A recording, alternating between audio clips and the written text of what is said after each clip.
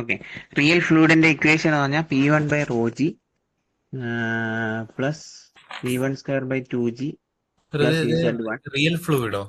Real fluid, real fluid. കാരണം നമ്മൾ ഇതിനകത്ത് മോഡിൽ 1 തീർത്തായിരുന്നോ? മോഡ്യൂൾ ആണെന്ന് ചേർന്ന്.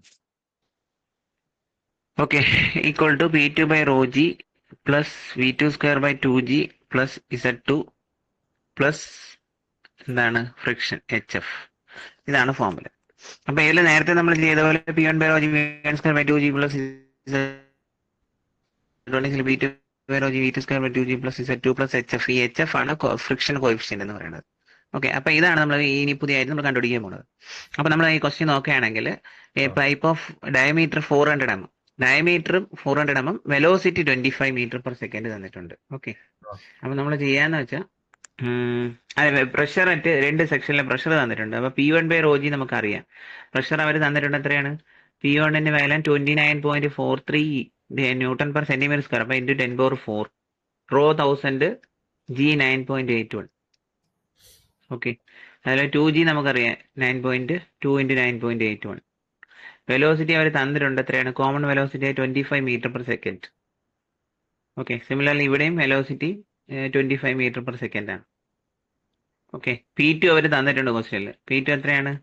P2ന്റെ വാല്യൂ എന്ന് പറഞ്ഞാൽ 22.563 × 10⁴ തന്നിട്ടുണ്ട്. Okay, divide by 1000 into. OG ആണോ അതോ എന്തോ സാർ അത്? അല്ലല്ല, P2ന്റെ വാല്യൂ ആണിത്. P2ന്റെ വാല്യൂ ആണ് റോ 1000, G 9.81. ഈ ലാസ്റ്റ് എന്ത് എഴുതിയിരിക്കുന്നത്? HF എന്ന് പറഞ്ഞാൽ ഫ്രിക്ഷൻ കോഎഫിഷ്യന്റ്.